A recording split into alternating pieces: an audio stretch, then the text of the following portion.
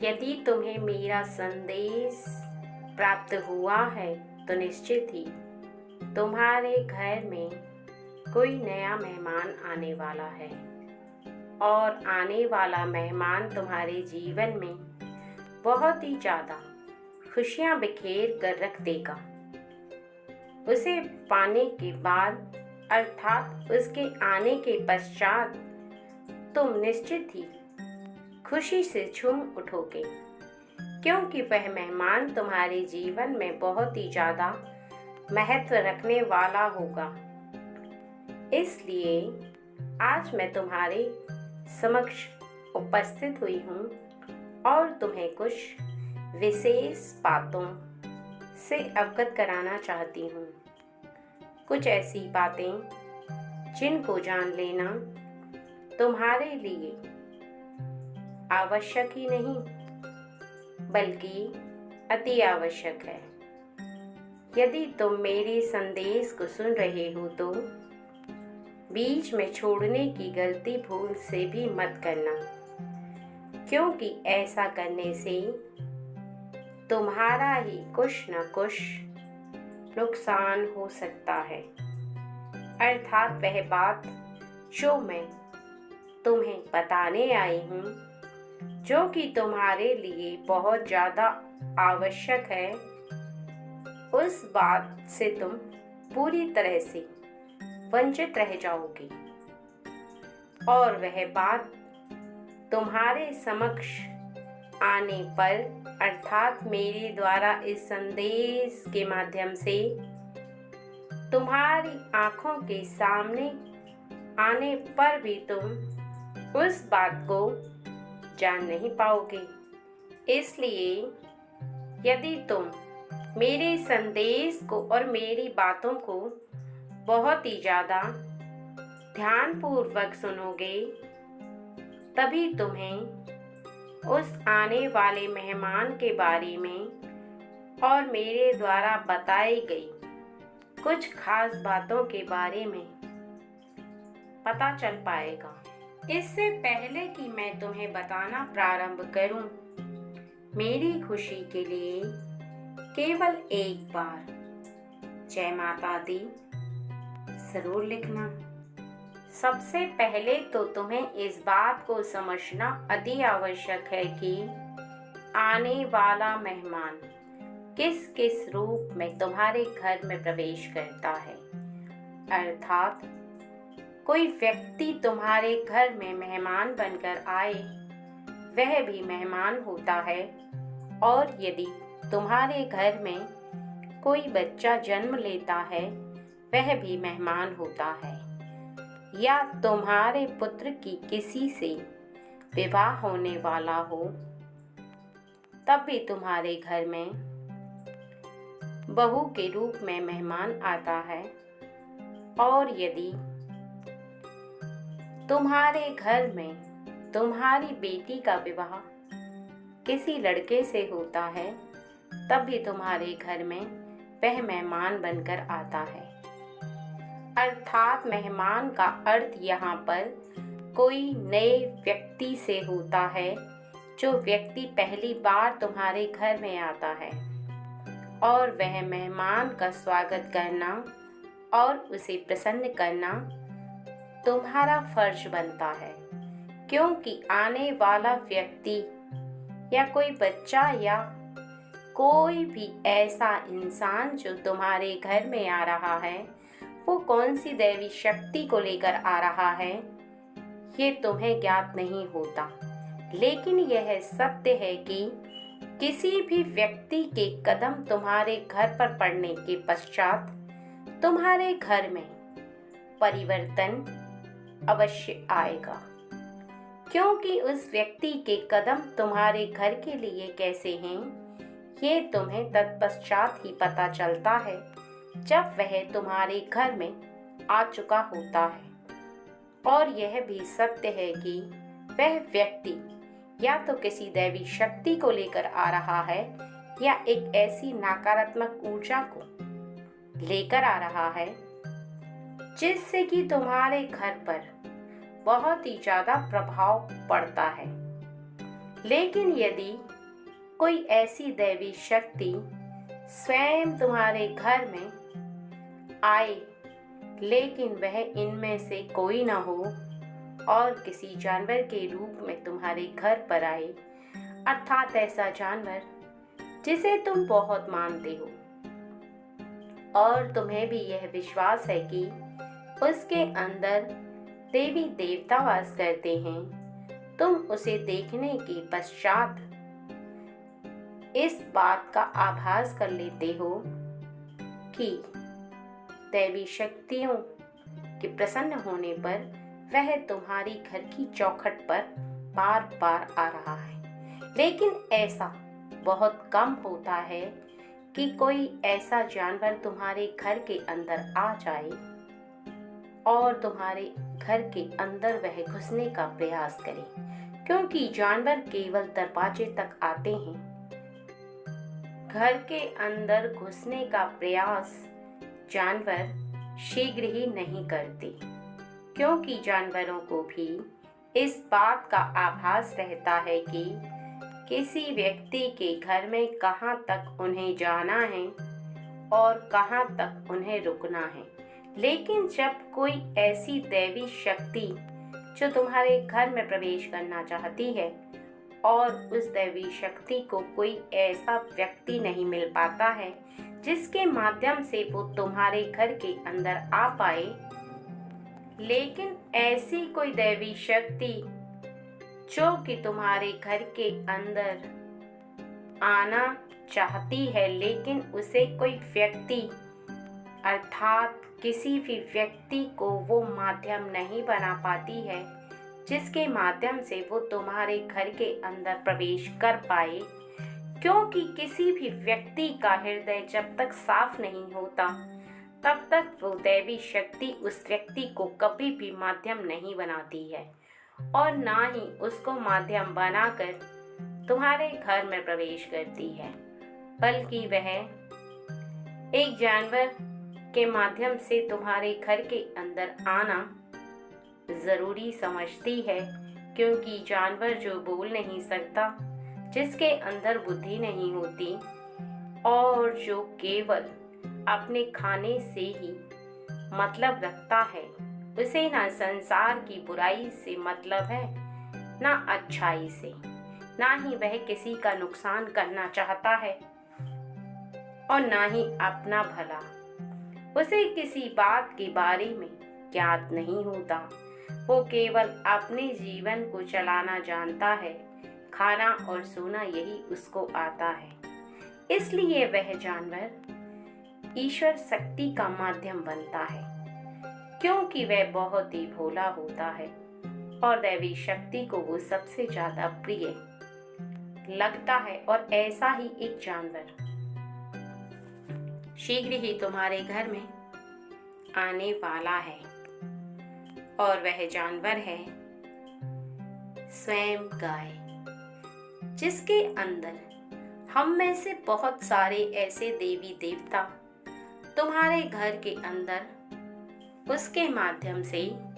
एक साथ प्रवेश करेंगे, क्योंकि उसके अंदर बहुत ही ज्यादा देवी देवताओं का वास होता है और उससे ज्यादा साफ सुथरा हृदय वाला व्यक्ति ना तो हम दैवी शक्तियों को दिखाई दे रहा है और ना ही हमें मिल पा रहा है। इसलिए वह जानवर तुम्हारे घर के अंदर प्रवेश करेगा एक मेहमान के रूप में। लेकिन तुम इस बात को ध्यान रखना कि ऐसा सभी के साथ नहीं होगा। केवल जिसके घर में दैवी शक्ति आना चाहती है अर्थात प्रवेश करना चाहती है, उसी के घर के अंदर वह आएगी, अर्थात गाय प्रवेश करेगी, क्योंकि चौखट तक आना स्वाभाविक है। लेकिन गाय जब तुम्हारे घर के अंदर प्रवेश करेगी, ऐसा केवल कुछ ही लोगों के साथ होगा और उनके साथ होगा जिनके ऊपर दैवी शक्ति का आशीर्वाद स्वयं बनने वाला है। और उसके घर में प्रवेश करते ही तुम उसे कुछ मीठा दे देना। इस बात में बिल्कुल भी फर्क मत समझना कि तुम्हें क्या देना है। तुम्हारे मन में जो भी हो और जो तुम श्रद्धा पूर्वक प्रेम से खिलाना चाहो वो खिला देना, लेकिन तुम्हारा मन शुद्ध और साफ होना चाहिए। तुम्हारे हृदय के भाव कुछ इस प्रकार से होने चाहिए कि तुम्हारे घर पर दैवी शक्ति आई है और दैवी शक्ति तुम्हारे घर पर विराजमान हो रही है तुम्हारा कल्याण करने के लिए। और यदि तुम्हारे घर में कोई चीज ना हो तो तुम तुरंत ही एक छोटी सी रोटी बनाना और उस पर थोड़ी सी चीनी रखकर और उस रोटी पर घी लगाकर उस गाय को दे देना, क्योंकि उससे भी वह प्रसन्न हो जाएगी और तुम्हारे घर में उसके माध्यम से आने वाले सभी देवता भी तुमसे शीघ्र ही प्रसन्न हो जाएंगे, क्योंकि देवताओं को केवल भाव चाहिए। तुम्हारा प्रेम पूर्वक किया गया एक छोटा सा कार्य भी देवताओं को शीघ्र ही प्रसन्न कर देगा। और इस बात को भी तुम बहुत अच्छे से समझ लो कि तुम्हारे किए गए कार्य में शुद्धिकरण के साथ साथ तुम्हारा भाव भी प्रेम का होना चाहिए। यदि तुम इस कार्य को उलझनवश करोगे तो इस बात को बहुत अच्छे से समझ लो कि तुम्हारे द्वारा किया गया यह कार्य व्यर्थ हो जाएगा। उसका कारण केवल इतना है कि किसी भी व्यक्ति के लिए जब कोई ऐसा कार्य जो कि उसके जीवन में सबसे बड़ा पुण्य हो और व्यक्ति उसे उलझनवश करना चाहे तो निश्चित ही उसके द्वारा किया गया वह पुण्य का कार्य भी व्यर्थ हो जाता है, क्योंकि पुण्य का कार्य केवल पुण्य तब लगता है जब तुम्हारा हृदय प्रेम से भरा हो और तुम्हारे भाव बहुत ही मीठे हों, जो दैवी शक्ति को मानते हों और तुम उनके आगे जो भी समर्पित करते हो वो शीघ्र ही उसे अर्पित कर लेते हैं, अर्थात ग्रहण कर लेते हैं और तुमसे प्रसन्न हो जाते हैं। लेकिन यदि तुम किसी भी कार्य को करने के पश्चात ऐसा भाव रखते हो कि तुम्हें उस कार्य से उलझन हो रही है, अर्थात तुम कर तो रहे हो लेकिन वो कार्य करने के लिए तुम्हें परेशानी का सामना करना पड़ रहा है, अर्थात तुम्हारा मन उसे करना नहीं चाहता, बस तुम जबरदस्ती किए जा रहे हो, तो निश्चित ही उससे मिलने वाला पुण्य तुम्हें प्राप्त नहीं हो पाता, क्योंकि जबरदस्ती से किया गया कोई भी कार्य फलीभूत नहीं होता। और इस बात को भी तुम बहुत अच्छे से समझ लो कि यदि तुम्हारा मन स्वीकार करे उसी कार्य को करोगे तभी तुम्हें किसी भी कार्य का फल प्राप्त होगा। मैं तुम्हारी माँ दुर्गे तुम्हें बताने आई हूँ कि तुम्हारे घर में कोई ऐसा व्यक्ति है जो शीघ्र ही प्रवेश करने वाला है और वह व्यक्ति आएगा, उसके कदम पड़ते ही तुम्हारे जीवन में निश्चित ही परिवर्तन आएगा। यदि तुम सही से चलोगे तो वह परिवर्तन बहुत ही अच्छा होगा और यदि तुम सही से नहीं चलोगे तो वह परिवर्तन तुम्हारे जीवन में गिरावट भी ला सकता है, क्योंकि किसी भी बात के दो पहलू होते हैं, एक अच्छा और एक बुरा। तुम किस बात के अच्छे पहलू बनना चाहते हो ये तुम पर निर्भर करता है, क्योंकि आने वाला व्यक्ति शक्तियों से भरा होने के साथ साथ तुम्हारे जीवन में भी बहुत ज़्यादा महत्व रखने वाला है और तुम्हारे जीवन में उसके प्रवेश करते ही तुम्हारा जीवन खुशियों से भर जाएगा। इस बात को समझ लो कि यदि तुम उस खुशी को महसूस करने के पश्चात भी उसकी अहमियत को समझोगे तो निश्चित ही तुम्हें आगे भी ऐसी खुशियाँ प्राप्त होती रहेंगी। लेकिन यदि तुम उसकी अहमियत को न समझकर साधारण समझोगे तो आगे आने वाले समय में हो सकता है कि वह खुशी तुमसे धीरे धीरे करके छिनना प्रारंभ हो जाए, क्योंकि जो तुम्हारे घर में प्रवेश करने वाली है वही लड़की तुम्हारे जीवन में भी प्रवेश करेगी, अगर तुम्हारा विवाह नहीं हुआ है तो। और यदि तुम्हारा विवाह हो चुका है तो वो तुम्हारे घर में साक्षात लक्ष्मी बनकर आएगी, लेकिन तुम्हारा उससे विवाह नहीं होगा। बस उसके कदम पड़ते ही तुम्हारे घर में तुम्हारे दिन दूनी रात चौगनी तरक्की होना प्रारंभ हो जाएगी। उसके प्रवेश करते ही तुम जिस कार्य को करना चाहोगे उसको करने में पूर्ण रूप से सफल हो जाओगे। तुम्हारे जीवन में कोई भी ऐसा कार्य जो अभी तक नहीं हुआ था वह होना प्रारंभ हो जाएगा। तुम इस बात को बहुत अच्छे से समझ लो कि किसी भी ऐसे व्यक्ति के कदम पड़ते ही, जो कि स्वयं देवी शक्ति का अंश है, तुम्हारे घर का परिवर्तन होना इसलिए प्रारंभ होता है कि उसके कदम पड़ते ही वो दैवी शक्ति भी उसके साथ साथ तुम्हारे घर में प्रवेश करती है और फिर दैवी शक्ति का स्थान तुम्हारे घर में ही बन जाता है। और दैवी शक्ति फिर तुम्हारे घर को छोड़कर जाना नहीं चाहती, बल्कि तुम्हारे घर में रहना चाहती है। और उस व्यक्ति का आना जाना तुम्हारे घर पर लगातार रहता है। लेकिन यदि तुम्हारा विवाह नहीं हुआ है तो इस बात को समझो कि जब कोई कन्या ऐसी आए तो तुम्हारे जीवन में वह प्रवेश इसलिए करेगी क्योंकि वह साक्षात लक्ष्मी है। लेकिन तुम इस बात को बहुत अच्छे से समझ लो कि जब कोई कन्या ऐसी तुम्हारे घर में आएगी तो उस कन्या के आते ही तुम्हारे जीवन में भारी परिवर्तन तो होगा ही, लेकिन तुम्हारा घर और तुम्हारा जीवन दोनों महक उठेंगे, क्योंकि उसकी बोली बहुत ही ज़्यादा मधुर और ईश्वर को अपनी ओर आकर्षित करने वाली है। वह हर व्यक्ति को अपने प्रेम वशीभूत करने में माहिर है। किसी को भी अपनी ओर आकर्षित करना उसके लिए बहुत ही आसान होता है, क्योंकि स्वयं कोई भी व्यक्ति उसकी तरफ इसलिए आकर्षित हो जाता है कि उसके बोलने की एक अलग ही कला है। उसके बोलने का जो तरीका है वह बहुत ही मीठा है और मधुर है। जब भी वह किसी के समक्ष कुछ बोलना प्रारंभ करती है तो सामने वाले व्यक्ति को आनंद में डुबो देती है। और ऐसा व्यक्ति, चाहे वह स्त्री हो या पुरुष, कन्या हो या लड़का, जब बोलता है और किसी को आकर्षित करने की शक्ति रखता है, उसकी जुबान पर साक्षात लक्ष्मी वास करती हैं और लक्ष्मी हमेशा ऐसे व्यक्ति से बहुत ज़्यादा प्रसन्न रहती हैं। और यही कारण है कि तुम्हारे जीवन में वह जब आएगी और तुम्हारे घर में आएगी तो तुम अपने जीवन में भारी चमत्कार देखोगे। उसका अर्थ यह है कि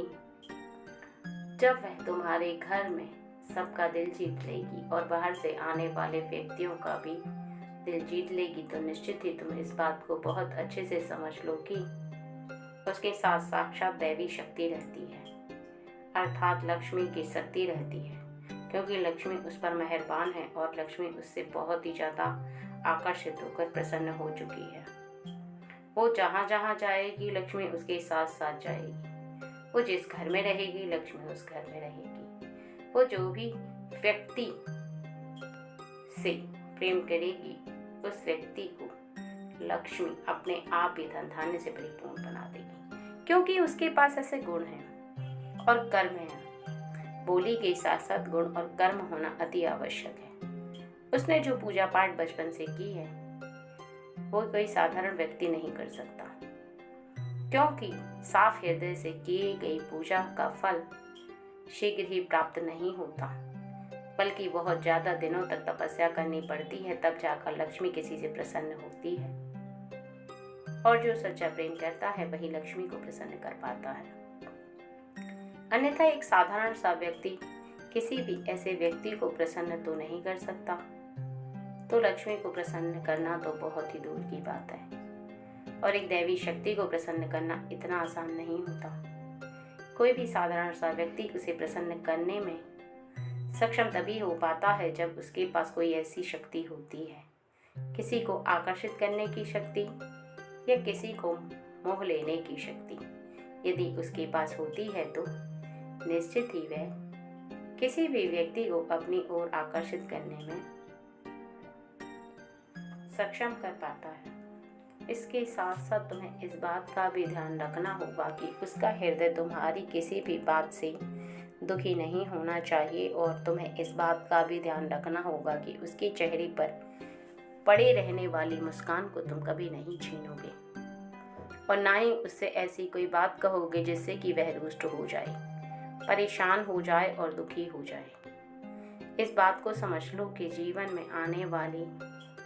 और तुम्हारे घर में आने वाली वह कन्या कोई साधारण कन्या नहीं है, बल्कि एक दैवी शक्ति है जो तुम्हारे घर में प्रवेश करेगी। और तुम्हारे घर में प्रवेश करने के पश्चात तुम्हें दिन दूनी रात चौगुनी तरक्की होना प्रारंभ हो जाएगी। तुम स्वयं देखोगे उसके कदम पड़ते ही कि तुम कहां से कहां पहुंच गए। कुछ ही समय पश्चात उसके किए गए कर्म का फल तुम्हें स्वयं दिखने लगेगा, क्योंकि किसी भी व्यक्ति के कर्म का फल दिखने में भले ही थोड़ा समय लगे, लेकिन जब अच्छे कर्मों का फल दिखना प्रारंभ होता है तो अच्छे अच्छे व्यक्ति को चौंका कर रख देता है, सबकी आंखों को चकाचौंध कर देता है और हर व्यक्ति को इस बात का आभास होने लगता है कि सच में यह कोई दैवी शक्ति है या इसके ऊपर किसी दैवी शक्ति का छाया है। क्योंकि किसी भी साधारण व्यक्ति के ऊपर कोई दैवी शक्ति तब आश्रित होती है जब दैवी शक्ति को इस बात का विश्वास होता है कि वह जीवन में ऐसा कोई कार्य नहीं करेगा या करेगी जिससे कि किसी को कष्ट हो या किसी का हृदय दुखी हो। लेकिन तुम कभी भी उससे झूठ बोलने का प्रयास मत करना, ना ही उसे धोखा देने की चेष्टा करना, क्योंकि वह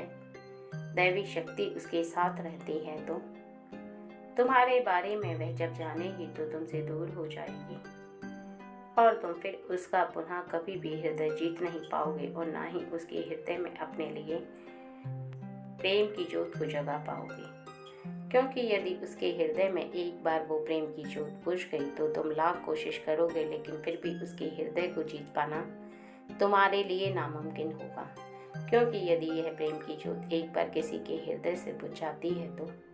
पुनः कभी जागृत नहीं होती और ऐसे में फिर तुम्हें पछताने के अलावा कोई दूसरा मार्ग नहीं बचेगा। तुम पछताओगे, कोशिश तो करोगे, लेकिन कुछ होगा नहीं, क्योंकि वह तुम्हारी किसी भी बात को ना मानने के लिए विवश हो जाएगी। और इस बात को भी तुम बहुत अच्छे से समझ लो कि जब वह किसी भी बात को सुनने के लिए तैयार नहीं होगी तब तुम्हें खुद पर पछतावा होगा, लेकिन तुम कुछ कर नहीं पाओगे। उसका कारण यह है कि कोई भी इंसान कर तब पाता है कुछ जब कोई भी व्यक्ति किसी को अपनी ओर पूरी तरह से आकर्षित कर पाए और प्रसन्न कर पाए। लेकिन किसी को प्रसन्न करना इतना आसान नहीं है और ना ही हमेशा प्रसन्न करे रहना इतना आसान है। किसी भी व्यक्ति को इस बात से पूर्ण लाभ तभी प्राप्त होता है जब वह व्यक्ति दूसरे व्यक्ति का हृदय हमेशा जीतता रहता है और उसे साफ हृदय से प्रेम करता है। यदि बार बार वह व्यक्ति किसी को झूठ बोलना प्रारंभ करता है तो वह चाहकर भी किसी का हृदय नहीं जीत सकता और ना ही उसके हृदय को जीतने की कला फिर उसमें होती है। क्योंकि झूठ बोलनी भी एक ऐसी कला है जो हर व्यक्ति नहीं बोल सकता और जो बोलता है उसके हृदय की शक्ति क्षीण हो जाती है। और इस बात को भी बहुत अच्छे से समझ लो कि किसी भी इंसान को या दैवी शक्ति को अपनी ओर आकर्षित कर लोगे तो निश्चित ही तुम्हारा जीवन खुशियों से भर जाएगा। लेकिन यदि वह दैवी शक्ति हमेशा प्रसन्न रहे तब यदि तुम कार्यों में परिवर्तन लेकर आओगे या कोई भी ऐसा कार्य करोगे जिससे कि वह दैवी शक्ति तुमसे रुष्ट हो जाए तो तुम इतना समझ लो कि वह दैवी शक्ति तुमसे दूर भी जा सकती है। क्योंकि जो कार्य किसी इंसान को परेशान करते हैं तो वह इंसान से दूर होने की चेष्टा करने लगता है और शीघ्र ही समय आने पर वह दूर भी हो जाता है। तो दैवी शक्तियाँ भी उसी प्रकार होती हैं कि तुमसे दूर हटना प्रारंभ कर देती हैं। वह केवल प्रसन्न तब रहती हैं जब तुम सही चलते हो, अर्थात कोई ऐसा कार्य नहीं करते जिससे किसी के हृदय को कष्ट हो या ऐसी किसी को बात नहीं बोलते जिससे किसी के हृदय को बुरा लगे या कोई ऐसा कार्य नहीं करते जिससे कि किसी के हृदय को बिल्कुल तोड़ कर रख दे। यदि तुम सही से चलते हो तो तुम हृदय जीतते रहते हो, और तुम कभी भी ऐसे किसी कार्य को करते हो तो निश्चित ही किसी के हृदय को बुरा और अच्छा समझने में केवल कुछ अंतर रखते हो। अब तुम केवल इतना समझो कि जो बात मैंने तुम्हें समझाई है आने वाले जानवर के बारे में और आने वाली उस कन्या के बारे में, उसके बारे में जानने के पश्चात तुम अपने जीवन में क्या करोगे, यह बात तुम्हें बहुत ही ज़्यादा शांति से सोचनी है, क्योंकि इस बात पर विचार करने के लिए तुम्हें अपने मन को कुछ समय के लिए शांत करना होगा और उस पर बारीकी से ध्यान देना होगा। यदि तुम्हारा मन मेरी बोली हुई बात पर विश्वास करे तभी तुम उस बात को करना प्रारंभ करना, क्योंकि यदि तुम्हारा मन किसी बात को विश्वास न कर पाए तो तुम किसी भी बात को पूरा करने के लिए अपने मन को विवश मत करना, क्योंकि यदि तुम अपने मन को बार बार उस कार्य को पूरा करने के लिए विवश करोगे तो तुम्हारा मन विवश तो हो जाएगा, लेकिन तुम्हारे हृदय को विश्वास नहीं हो पाएगा। और इसके साथ साथ इतना भी ध्यान रखना कि हर व्यक्ति के जीवन में ऐसा नहीं होने वाला है, जैसा कि मैं संदेश में बता रही हूँ। कुछ खास व्यक्तियों के लिए ही ये संदेश दिया गया है और संदेश में बताई गई बातें ही कुछ खास व्यक्तियों के लिए ज़रूरी हैं। हर व्यक्ति के लिए वह बात इसलिए ज़रूरी नहीं है कि सामान्य बताई गई बातें हर व्यक्ति के ऊपर साबित हों, ये ज़रूरी नहीं। मेरे खास कुछ भक्त हैं, केवल उनके लिए यह संदेश मैंने भेजा है, और जो मेरी पूजा आराधना करते हैं जिनके जीवन में ऐसा होगा वो स्वयं ही देखने के पश्चात इस बात को बहुत अच्छे से समझ जाएंगे कि मैंने उन्हीं के लिए यह संदेश भेजा था। यदि किसी व्यक्ति के जीवन में ऐसा ना हो तो मेरे बच्चे उस पर ज़्यादा सोच विचार करने की आवश्यकता नहीं है, ना ही यह सोचने की आवश्यकता है कि तुम्हारे जीवन में ऐसा क्यों नहीं हुआ जैसा मैंने बताया है। बस इस बात को समझ लेना कि तुम वो व्यक्ति नहीं हो जिसके बारे में मैंने आज इस संदेश में पूर्ण रूप से तुम्हें ज्ञात कराया है और बताया है, और तुम अपने उस समय का इंतज़ार करना जिस समय में तुम्हें कुछ प्राप्त होगा, और तुम्हारे लिए भी मैं कुछ ऐसा निर्धारित करूँगी जो तुम्हारे जीवन में अवश्य ही होगा। इसलिए ना तो ज़्यादा घबराने की आवश्यकता है और ना ही ज़्यादा चिंता करने की, ना ही इस बात को ज़्यादा सोचने की कि तुम्हारे जीवन में बताए गए संदेश में क्यों नहीं हो रहा। बस समझदारी से काम लेना और इस बात को पूर्ण रूप से समझ लेना कि तुम्हारा भी अच्छा समय शीघ्र ही आने वाला है, और तुम्हारे भी जीवन में कुछ ऐसा होगा जिसे देख करके तुम बहुत ही ज़्यादा प्रसन्न हो जाओगे, और निश्चित ही तुम्हारा भी वह समय पलटेगा जो अभी चल रहा है। तुम्हारे साथ भी कुछ अच्छा होगा। बस विश्वास रखना अपने जीवन पर, खुद पर और उस ईश्वर शक्ति पर जिससे तुम बहुत ज़्यादा प्रेम करते हो। यदि तुम विश्वास रखोगे तो तुम्हारे भी जीवन में कुछ ना कुछ ऐसा अवश्य होगा जो कि तुम्हें प्रसन्न कर देगा।